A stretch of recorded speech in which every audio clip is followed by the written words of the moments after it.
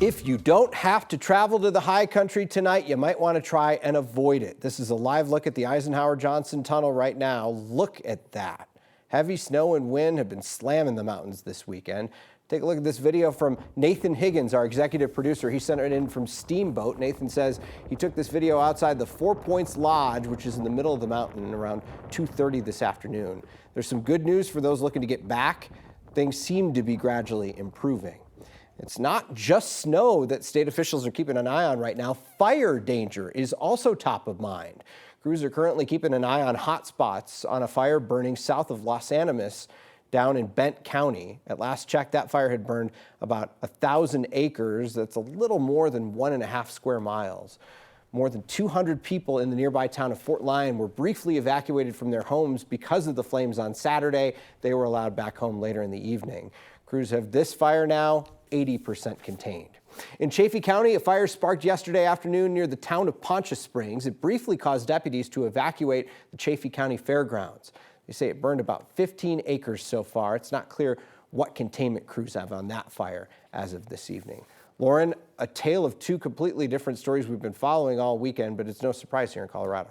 That's right, and we're still seeing those gusty winds all across the state. To the west, we're still seeing some scattered snow showers, and then to the east, things are still pretty dry. Now, we take a look at our wind gusts all across Colorado. Most areas that are seeing these very gusty winds are seeing winds up to around 20-30 miles per hour.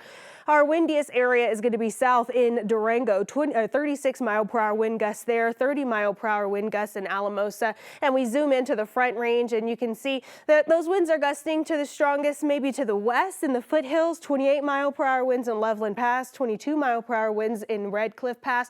Even up north, Greeley reporting 24 mile per hour wind gusts. Same goes for Estes Park, 26 mile per hour wind gusts right now in Monument Hill. So we will continue to watch for those gusty winds. We did also see much cooler temperatures this afternoon. We cooled down nearly almost 20 degrees today from yesterday. We're at 50 degrees right now at DIA. We saw lots of 40s and 50s across the urban corridor. Southern portions of the Front Range and into the eastern plains right now are in the 50s. We're even seeing some 60s further south and southeast. The high country still in the 20s, 30s, and then those 40s and 50s across the western slope. But let's go ahead and take a look at our 24-hour temperature change map. Just this time yesterday, we were 14 degrees warmer in Denver as well as in Fort Collins. Ray and Sterling were 16 degrees warmer. Up in Sidney, Nebraska, 20 degrees warmer there. So we are seeing that cooler air kind of settle into northern portions of Colorado. I'll have more details on our temperatures, these gusty winds. We do still have some red flag warnings in effect, and we do have winter weather alerts in effect to the west. All of those details for you just ahead of my full 7-day forecast. Everybody's kids had to find a way to throw themselves and hide under as much as tables this place has to avoid a bullet.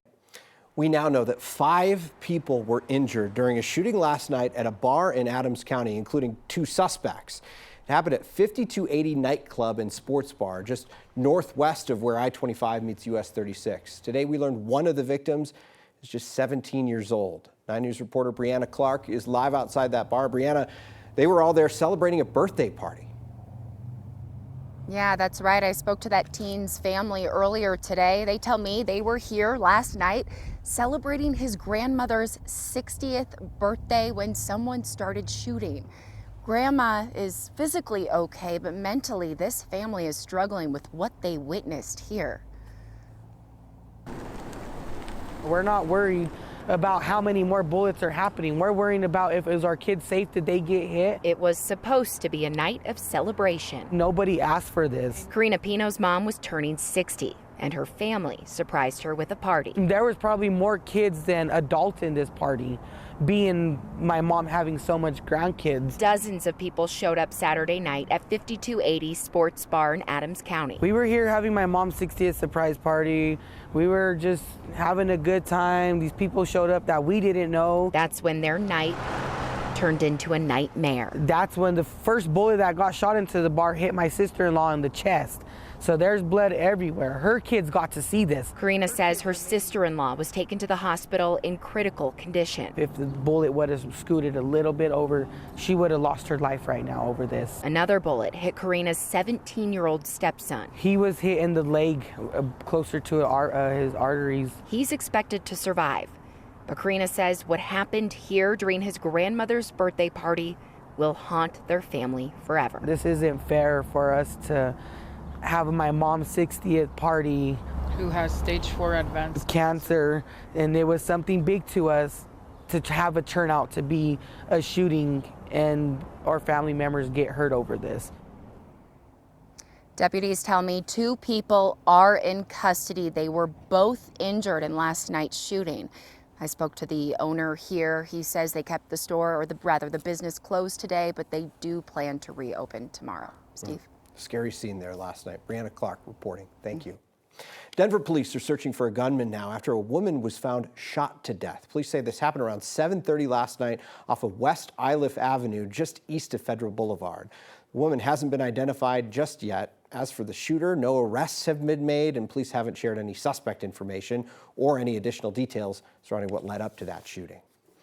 The U.S. Air Force Academy is mourning a cadet recently killed in an off-base motorcycle crash near Manitou Springs. Colorado State Patrol says Cadet Second Class Tristan Burton was riding with another motorcycle on Highway 24 last Thursday when he tried to take a curve but collided with the guardrail. Despite the other motorcyclists stopping and trying to save Burton, the 21-year-old from Texas died there at the scene. An investigation into what exactly caused that crash is ongoing.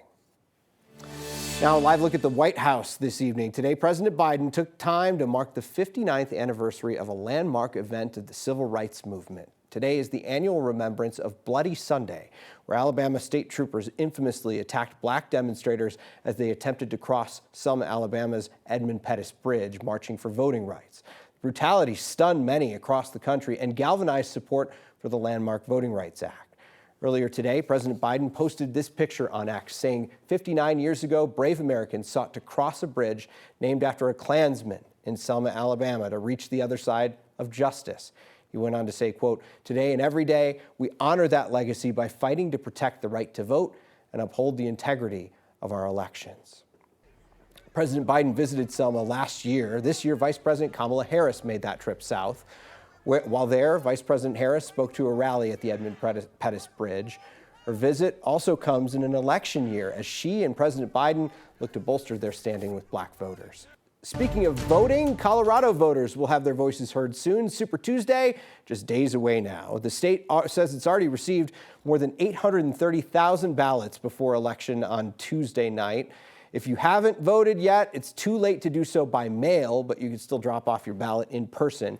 We have a guide to finding your closest drop box or polling center in our election article on 9news.com.